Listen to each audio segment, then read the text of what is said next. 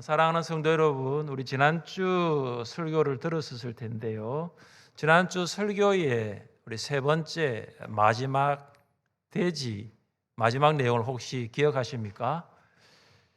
권세에게 뭐라고 했죠? 복종하라. 네, 감사합니다. 권세에게 복종하라고 우리가 말씀을 들었습니다. 우리는 인간이 만든 모든 제도, 그러니까 권세자들이 제정한 법과 질서를 복종하면서 살아가야 할 책임이 있다는 말씀을 들었습니다. 이유가 무엇입니까? 권세자들에게 권세를 주신 분이 누구시죠? 하나님이시기 때문에. 하나님께서 그들에게 권세를 주셔서 권세자로 세우셨기 때문에 그들이 만든 법과 질서에 성도라면 마땅히 복종해야 할 책임이 있다는 말씀이었습니다. 자, 오늘은 이 권세자들에게 복종할 것을 말씀하면서 주인에 대한 사환들의 복종에 초점을 맞추고 있습니다. 자, 18절을 보시기 바랍니다. 사환들아 범사에 두려워함으로 주인들에게 순종하되 선하고 관용하는 자들에게만 아니라 또한 까다로운 자들에게도 그리하라. 여기 사환이라는 단어가 나옵니다. 사실 우리는 잘 안 쓰는 단어죠. 사환은 우리가 잘 알고 있는 헬라어 둘로스, 우리 둘로스를 노예로 알고 있는데 여기 사환은 둘로스가 아니고 오이케테스입니다. 오이케테스. 이 무슨 말이냐 하면은 이 집에 있는 노예들을 말합니다. 그러니까 가정에 소속된 노예를 가리킵니다. 베드로 당시에 로마의 인구가 120만 명이었는데 그 중에 40만 명이 노예였어요. 그러니까 3명 중에 1명이 노예였다고 볼 수 있습니다. 대부분의 가정에 노예가 다 있었습니다. 이전에 우리가 조선시대에 보면은 그 집에 종들이 있는 것처럼 그 당시 로마에서도 한 가정에 최소한 한두 명의 노예는 다 있었고요. 부자들에게는 무려 400명의 노예들이 있었다고 합니다. 본서의 수신자인 흩어진 성도들 중에도 가정에 소속된 노예들이 많았다는 것입니다. 어떤 주인은 참 선하고 관용이 있는 주인이 있는가 하면 또 어떤 주인은 참 까다롭고 거친 주인이 있었습니다. 여러분, 선하고 관용이 많은 주인은 어떤 주인일까요? 노예가 실수를 해도 용서할 수 있고 그들을 인격체로 대우했습니다. 또 그리고 노예들이 일한 만큼 그 노동에 대한 정당한 보수를 지급했고 노예들을 위해서 여러 가지 복지 혜택도 제공하였을 것입니다. 그런데 반대로 이 까다롭고 거친 주인들은 어떻게 했을까요? 노예들이 실수하면 윽박 지르고 욕을 하고 그들을 기계에 마치 한 부속품으로 취급했습니다. 일을 한 만큼 정당한 보수도 주지 않아서 노예들이 아주 비참한 생활을 하게 되었습니다. 그런데 주인들이 선하고 관용이 있든지 아니면 반대로 주인들이 까다롭고 거친 주인이든지 지금 베드로가 흩어진 성도들에게 무엇을 권면합니까? 사환들아 범사에 두려워함으로 주인들에게 뭐 하라고요? 순종하라는 거죠. 이 순종하다란 말은 주어진 질서에 대한 존중입니다. 이 질서는 하나님께서 정하신 권위입니다. 그러니까 순종은 하나님이 정하신 권위의 질서를 따라 살아가는 것입니다. 자, 베드로전서를 흩어진 성도들에게 하는 베드로의 설교로 한번 생각하시면서 한번 들어보세요. 베드로가 이렇게 설교합니다. 사환 여러분, 여러분의 주인들에게 순종하십시오. 이것은 하나님께서 정하신 권위의 질서입니다. 여러분이 주인이 선하든지 관용이 있든지 아니면 까다롭든지 거칠든지 상관없습니다. 여러분은 주인에게 순종하셔야 됩니다. 자, 이런 베드로의 설교를 듣고 있던 일부 성도들 중에 속으로 이런 생각을 했습니다. 베드로 사도님, 말은 쉬운데 그렇게 살아가는 것이 쉽지 않다는 거 아십니까? 설교를 듣는 것은 쉬운데 들은 대로 살아가는 것은 정말 어렵습니다. 베드로 사도님이 한번 살아보세요. 예배 마치고 다시 우리가 까다로운 거친 주의 밑에서 일주일을 살아야 되는데 노예로 살아가는 것이 죽을 맛입니다. 하루하루가 죽겠습니다. 이런 생각을 속으로 하겠죠. 자, 이런 상황은 오늘도 비슷하지 않습니까? 그럼 직장을 한번 보십시다. 선하고 관용이 있는 상사가 있는가 하면 그 반대에 까다로운 상사가 있습니다. 매우 거친 상사가 있을 수 있습니다. 학교도 마찬가지입니다. 참 좋은 선생님도 있습니다. 좋은 교수님 만날 수 있고요. 반대의 선생님, 교수님도 있을 수 있습니다. 가정도 그렇지 않겠어요? 선하고 관용이 많은 우리 시부모님들도 계시지만은 그렇진 않겠지만 그 반대에 참 까다로운 시부모님도 계실 수 있겠죠. 직장에서 까다롭고 거친 상사를 만나면 직장 생활하는 것이 순탄하지 않습니다. 법이 정한 정년까지 일하는 것도 쉽지 않습니다. 가족만 아니었으면 그만 직장 그만두었을 것입니다. 학교도 마찬가지예요. 까다로운 선생님, 특별히 오늘 이 예배 자리에 나오신 분 중에 교수님 밑에서 연구하시는 분들이 있다면요, 참 까다로운 교수님 만나면 학위 받는 것도 쉽지가 않아요.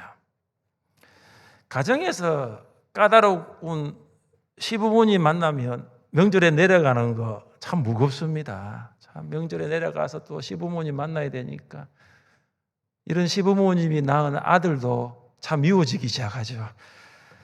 사랑하는 성도 여러분, 베드로는 우리에게 직장 그만두어라, 사직해라, 학교 그만 다녀라, 자퇴하라, 그런 사람과 더 이상 살지 마라 이렇게 말하지 않습니다. 베드로 우리에게 권면하는 것이 무엇입니까? 우리 21절 말씀 함께 읽겠습니다. 21절입니다. 이를 위하여 너희가 부르심을 받았으니 그리스도도 너희를 위하여 고난을 받으사 너희에게 본을 끼쳐 그 자취를 따라오게 하려 하셨느니라. 아멘. 베드로는 우리에게 예수 그리스도를 말하고 있습니다. 예수 그리스도의 고난을 따라가라고 권면합니다. 우리가 따라가야 할 분은 예수 그리스도밖에 없는 줄 믿습니다. 예수 그리스도께서 먼저 고난을 당하시고 그 고난의 길을 걸어가셨습니다. 예수 그리스도의 고난의 길을 따라가면 현재의 고난도 넉넉히 이길 줄 믿습니다. 예수 그리스도의 고난을 따라가는 여러분 되시기를 주님의 이름으로 축복합니다. 어떻게 하면 예수 그리스도의 고난을 따라가는 성도로 살아갈 수 있을까요? 첫째, 고난을 받아도 하나님을 의식하라입니다. 한번 따라해 보겠습니다. 하나님을 의식하겠습니다. 하나님을 의식하겠습니다. 우리 19절과 20절 말씀 함께 읽습니다. 부당하게 고난을 받아도 하나님을 생각함으로 슬픔을 참으면 이는 아름다우나 죄가 있어 매를 맞고 참으면 무슨 칭찬이 있으리요. 그러나 선을 행함으로 고난을 받고 참으면 이는 하나님 앞에 아름다우니라. 아멘. 19절 부당하게로 시작되는 이 말씀은 18절 그리하라, 18절의 마지막 순종하라, 이 권면의 이유가 되는 것입니다. 그래서 NIV에서는 19절이 왜냐하면으로 시작됩니다. 노예들은 선하고 관용하는 주인뿐만 아니라 까다롭고 거친 주인에게도 그리해야 합니다. 순종해야 합니다. 왜냐하면 부당하게 고난을 받아도 하나님을 생각하여 슬픔을 참으면 그것이 은혜이기 때문입니다. 방금 제가 이 19절의 마지막 아름다우니라를 뭐라고 이야기했죠? 은혜니라. 사실 이 아름답다라는 이 헬라어가 카리스로 사용되었거든요. 사실 그래서 이 은혜라는 말이 더 원문에 가까운 번역이 됩니다.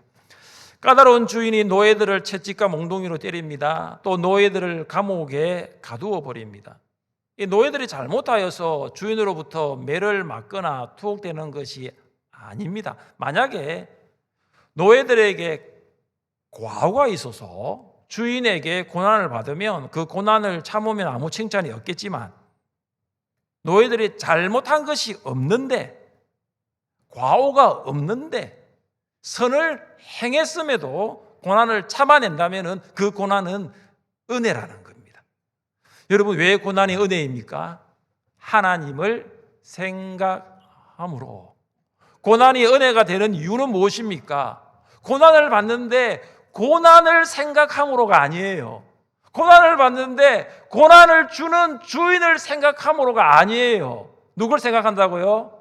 하나님을 생각함으로. 하나님을 생각한다는 것은 하나님을 의식한다는 거예요. 그러면 고난을 받고 그 고난을 참으면 은혜가 되는데 어떤 하나님을 의식한다는 말입니까?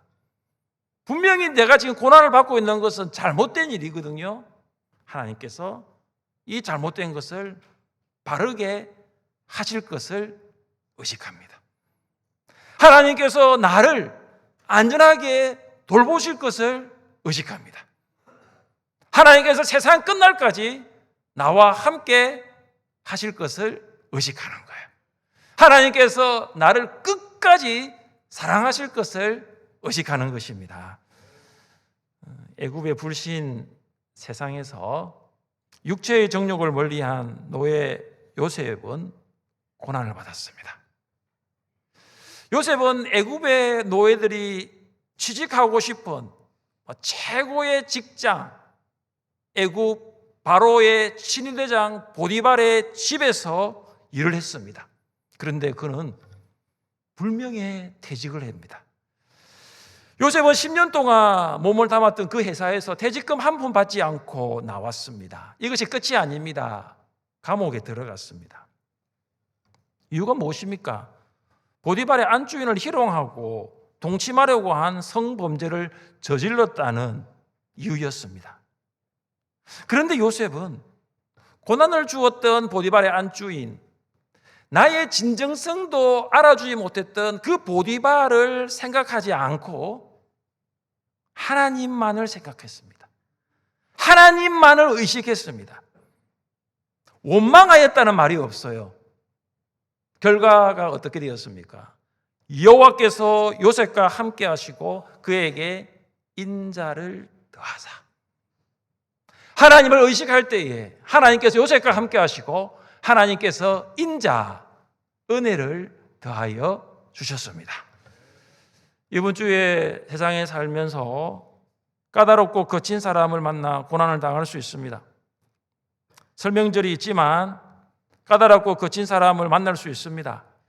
여러분, 그러나 고난을 받을 때 사람을 의식하지 말고 하나님을 의식하며 고난을 참을 수 있기를 주님의 이름으로 축복합니다. 하나님께서 바르게 하실 것입니다. 하나님께서 잘못된 것을 곱게 하실 것입니다. 하나님께서 고난 중에도 나를 돌보실 것을 내가 의식하기 때문입니다. 하나님께 세상 끝날까지 여러분과 함께 하실 것을 의식하면서 고난을 참으시기를 바랍니다. 하나님께서 끝까지 여러분을 사랑하실 것을 의식하면서 고난을 참을 수 있기를 바랍니다. 네 가지예요. 하나님의 공의, 하나님의 보호, 하나님의 임재, 하나님의 사랑. 나의 하나님께서 바르게 하십니다. 나의 하나님께서 나를 보호하십니다. 나의 하나님께서 나와 함께 하십니다. 나의 하나님께서 나를 끝까지 사랑하십니다.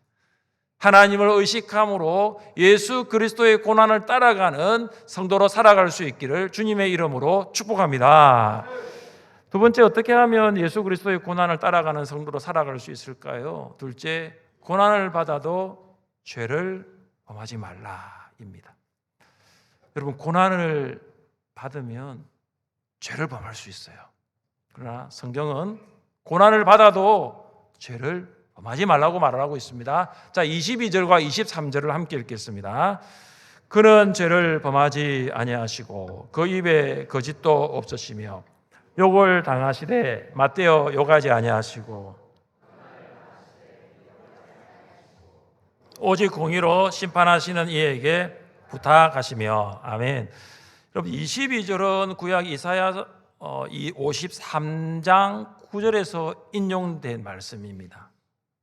예수님은 죄를 짓지도 않으시고 입에 거짓도 없으셨습니다. 고난을 받았는데도 죄를 범하지 않으셨어요. 일반적으로 고난을 받으면 사람들은 고난을 주는 사람들을 향해서 분노합니다. 반항합니다. 이것이 일반적인 우리 인간적인 본성 아니에요. 그래서 우리나라에 이런 속담이 있잖아요. 대로 주고 말로 받는 거예요. 내가 남에게 악행을 저질렀는데 나중에 돌아오는 것은 더 많은 악행을 받는 거죠. 고난을 받는 사람들의 일반적인 자세와 태도를 이야기하는 거 이 속담 아닙니까?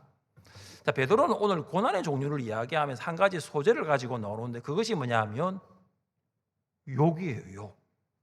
여러분 욕해 보셨어요? 왜 다들 지침이를 떼고 계세요?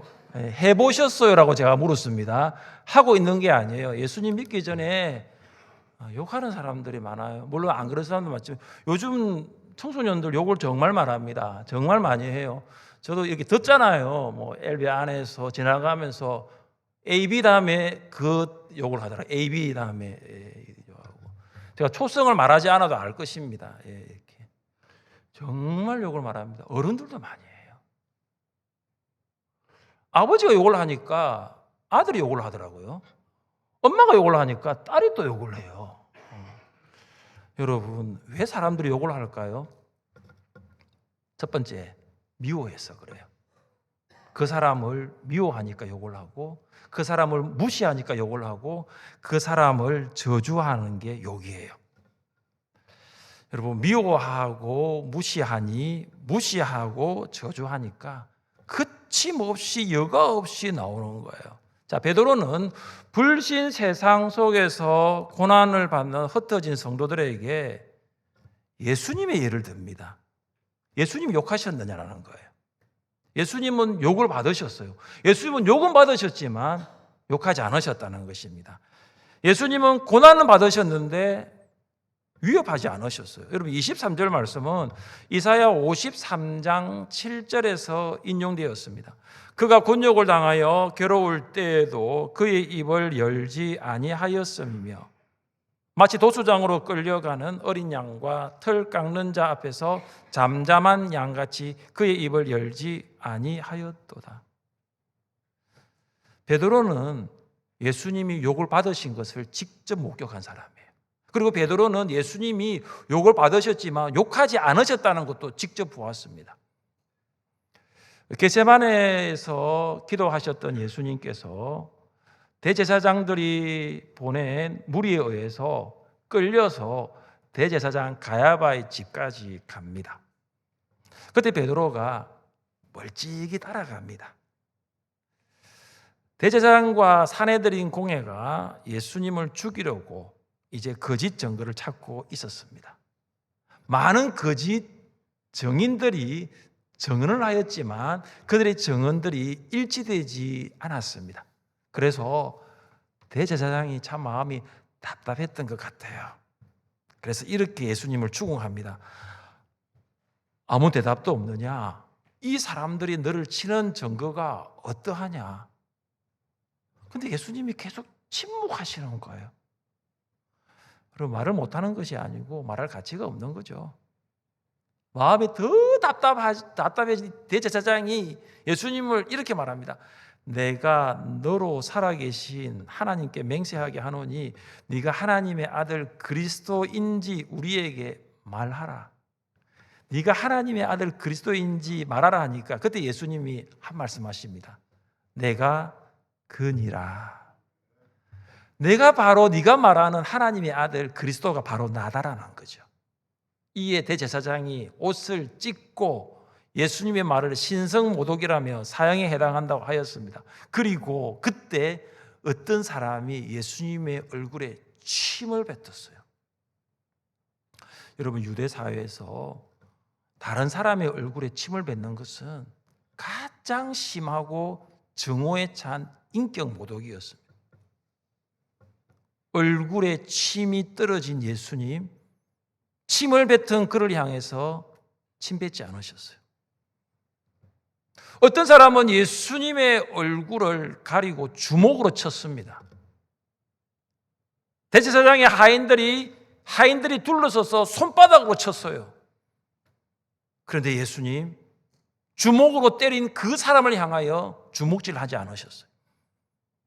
손바닥으로 둘러서서 쳤던 그 하인들을 향해서 예수님이 손바닥으로 때리지 않으셨어요. 그들이 말합니다. 누가 때렸는지 맞춰봐라고. 예수님을 무시하고 조롱하고 저주하면서 인간성의 잔인성이 극에 달하였습니다. 여러분, 예수님이 고난을 주는 그들을 향해 한 말씀이라도 하실 수 있지 않겠습니까? 아니, 침은 뱉지 못하더라도 뭐라고 한 말씀을 하실 수 있지 않겠습니까? 그런데 예수님 고난을 받으셨지만 죄를 범하지 않으셨어요.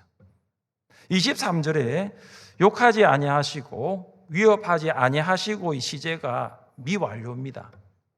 여러분, 미완료라는 말은 무슨 말이냐 하면은 예수님이 시종일관 욕하지 않으셨다는 거죠. 이 말은 무슨 말이냐 하면 계속해서 사람들이 욕을 했다는 거예요.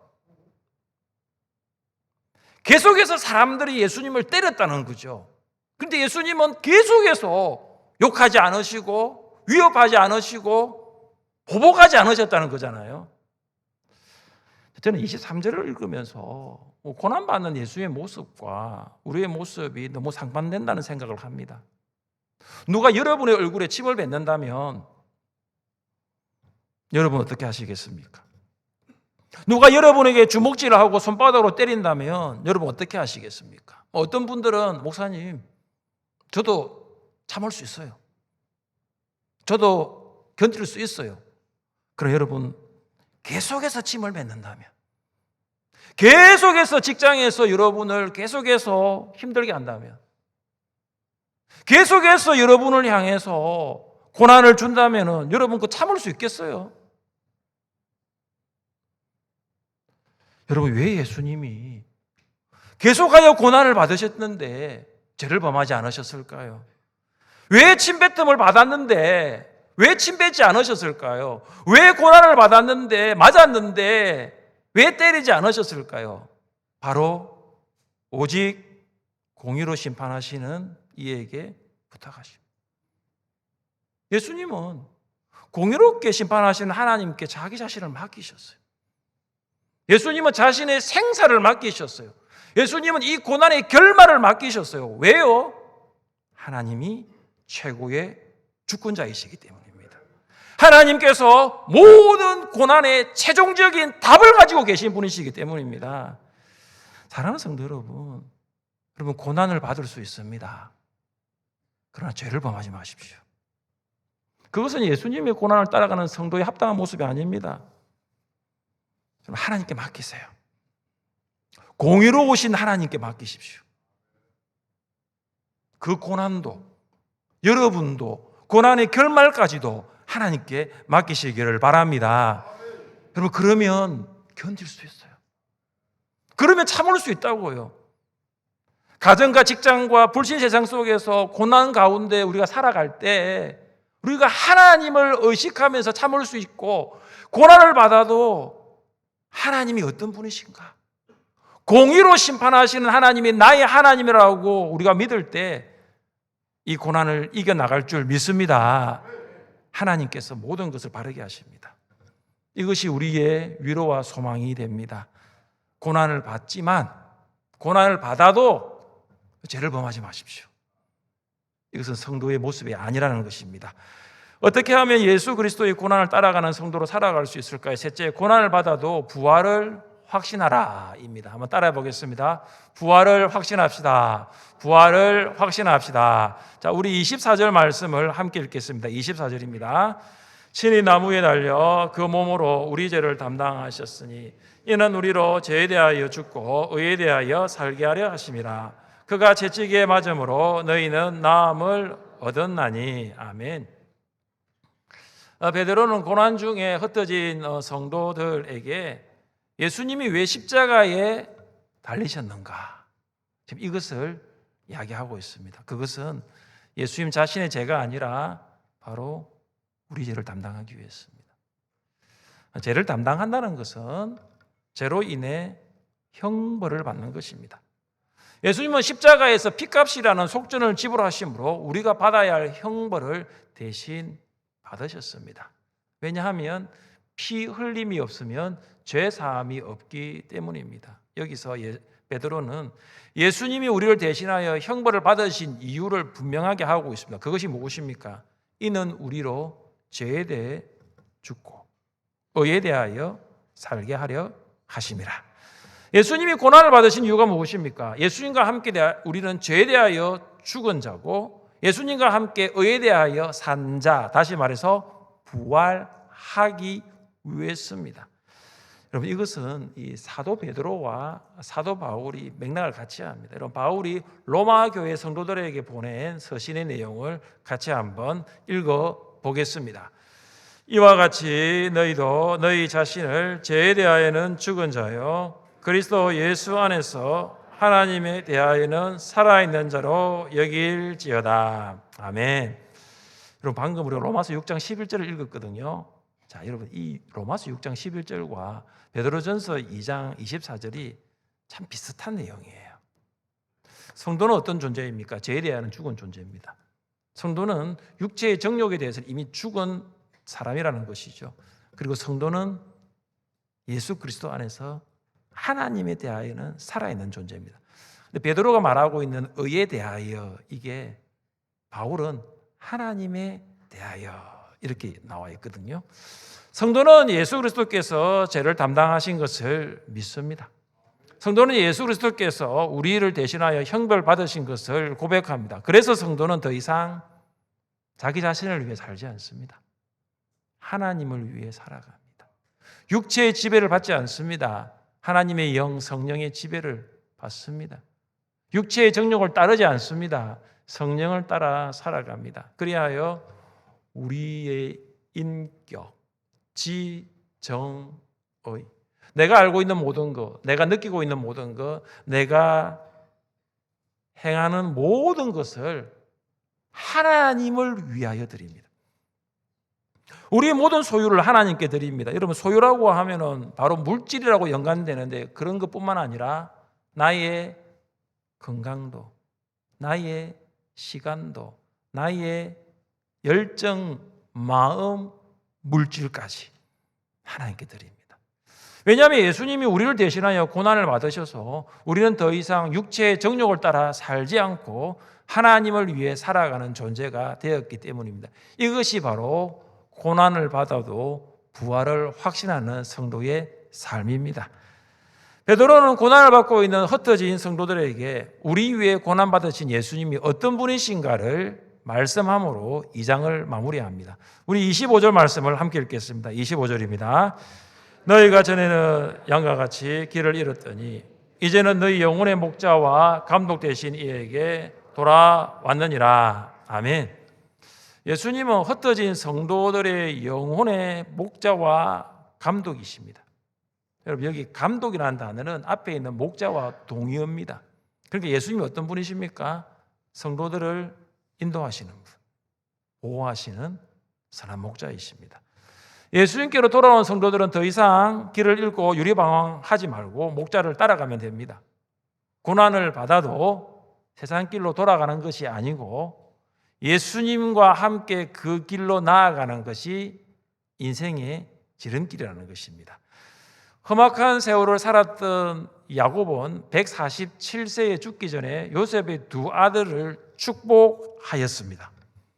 내 조부 아브라함과 아버지 이삭이 섬기던 하나님, 나의 출생으로부터 지금까지 나를 기르신 하나님, 나를 모든 환난에서 건지신 여호와의 사자께서 이 아이들에게 복을 주시오며 이들로 내 이름과 내 조상 아브라함과 이삭의 이름으로 칭하게 하시오며 이들이 세상에서 번식되게 하시기를 원하나이다. 아멘. 야곱은 나의 출생으로부터 지금까지 나를 기르신 하나님, 목자 되신 하나님을 불렀습니다. 목자 되신 하나님께서 나를 인도하고 보호하셨다는 것입니다. 그리고 야곱은 목자 되신 하나님께서 이 요셉의 아들들에게 복 주실 것을 기도했습니다. 조부모와 부모 성도 여러분, 명절에 여러분의 자녀들과 자녀들의 자녀들에게 축복하시기를 바랍니다. 여러분이 출생부터 지금까지 선한 목자 대신 예수님이 여러분을 인도하시고 보호하셨다는 것을 믿는다면 여러분의 자녀들에게도 하나님, 이 자녀들도 하나님께서 인도하시고 보호하여 주옵소서. 이 자녀의 자녀들에게도 선한 목자 되셔서 이들을 인도하고 보호하여 주옵소서. 여러분 꼭 축복 기도하십시오. 가정 예배를 드리세요. 그냥 식사하고 가까운 곳에 다니는 것도 필요하겠지만 꼭 축복 기도하십시오.